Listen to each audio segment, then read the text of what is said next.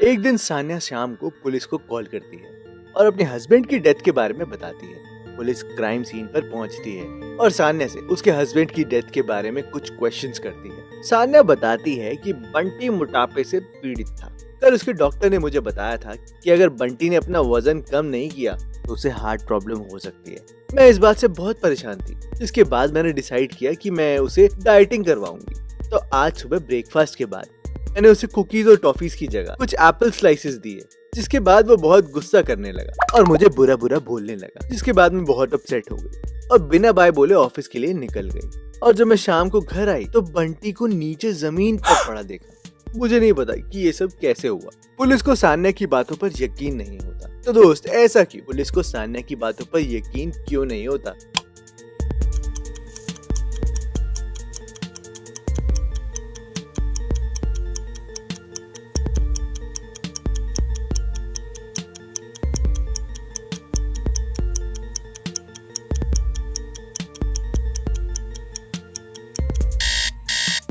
ये देखो, सेब सुबह काटे गए थे तो अभी तक ये इतने फ्रेश कैसे हैं? इन्हें तो अब तक ब्राउन हो जाना चाहिए था ना। तो इसका मतलब सान्या ने सेब ऑफिस से आने के बाद काटे हैं।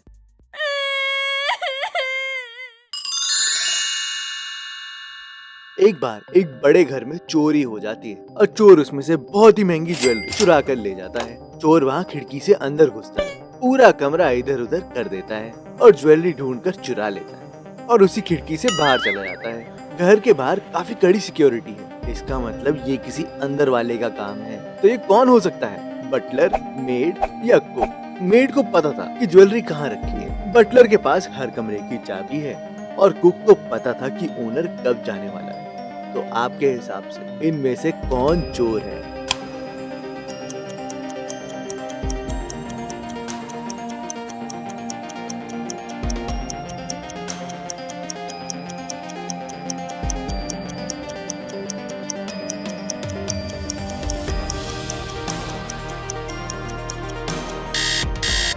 तो दोस्त, ये देखो, मेड को पता था कि ज्वेलरी कहाँ है, पर चोर ने तो कमरा इधर से उधर कर दिया था ज्वेलरी ढूंढने के लिए। बटलर के पास तो हर कमरे की चाबी है, पर चोर तो खिड़की से गया था, यानी चोर कुक है। चलो दोस्त, अब हम एक गेम खेलते हैं। आपको इनमें से ऑड वन आउट करना है, यानी कि हर इमेज में एक इमेज या सिंबल बाकी सबसे डिफरेंट होगी। तो चलो फिर खेलते हैं।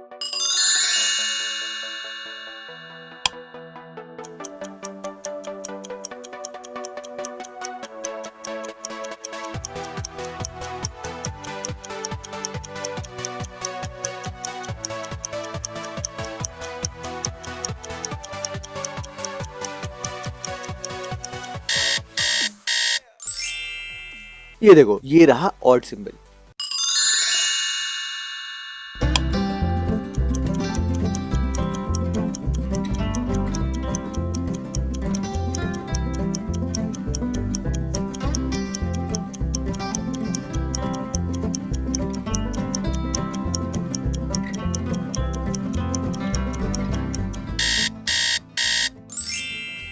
क्या आपको ऑड वाला मिला? नहीं? तो ये देखो, ये रहा ऑड नंबर।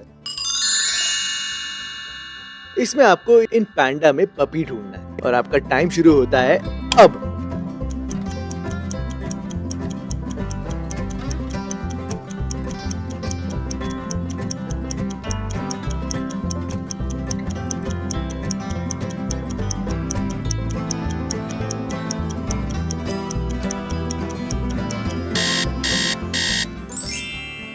तो दोस्त, ये देखो, ये रहा पपी। हारना थोड़ा डिफिकल्ट। इस वाली इमेज में आपको इस तरह के 4 पत्तों वाला पौधा ढूंढना है। तो हो जाओ तैयार।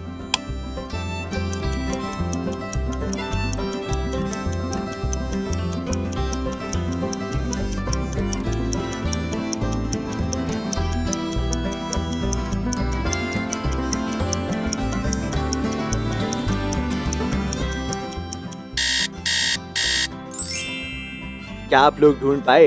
तो बहुत बढ़िया। और अगर किसी को नहीं मिला तो ये देख, ये रहा 4 पत्तों वाला पौधा।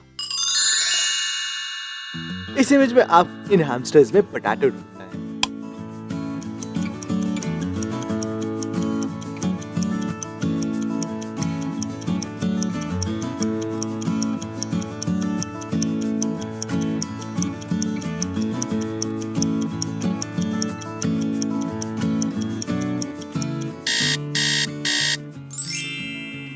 ये देखो, ये रहा पटाटो।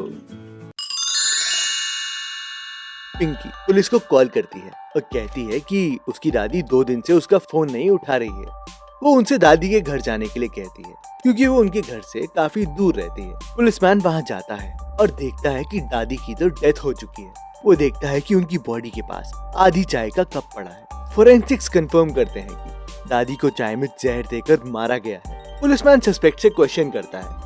पड़ोसी कहता है, मैं हाल ही में यहाँ रहने आया हूँ और किसी को नहीं जानता, पर वो दादी अम्मा बड़ी अच्छी लगती थी। दादी की दोस्त कहती है, हमने पिछले कई हफ्तों से बात नहीं की है क्योंकि मैं अपने पोतों के साथ बाहर देश गई थी। पिंकी कहती है, मैं काम में काफी बिजी थी इसलिए उनसे मिल नहीं पाई। काश मैं उन्हें गले लगा लेती। दोस्त, आपके हिसाब से कौन झूठ बोल रहा है?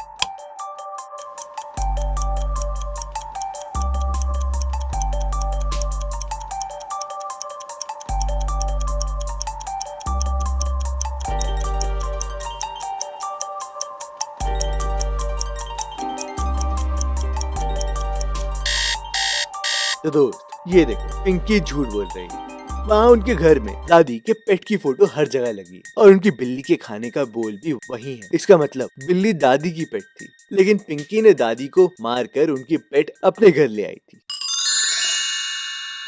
लीला को रिडल्स बहुत पसंद है और उसके दोस्तों को ये पता है कि उसे रिडल्स बहुत पसंद है।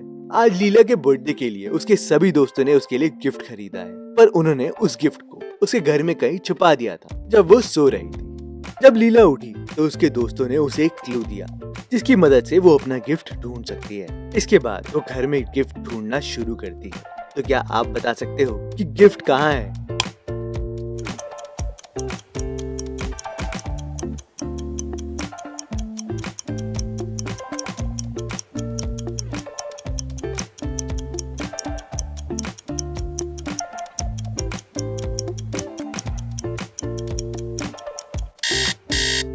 बस अब इन एरोज को फॉलो करते रहो। जैसे वेस के आगे की एरो की तरफ जाएं तो एक टेबल पड़ती है, फिर जग, फिर जार, फिर पिलो और ऐसे करके कार, यानी कि गिफ्ट कार में है और लीला को कार में गिफ्ट मिल गया। रमेश अपने 2 बच्चों के साथ अपने रिश्तेदारों से मिलने के लिए जाता है। वहाँ रास्ते में उसे नदी मिलती है जो उसे बोट से पार करनी पड़ेगी, मगर उसमें जो बोट है वो एक बार में या तो 2 बच्चों को ले जा सकती है या फिर एक जवान आदमी को। अगर तीनों एक साथ नाव में चढ़ते हैं तो नाव डूब जाएगी। तो क्या आप बता सकते हो कि वो तीनों नदी कैसे पार करेंगे?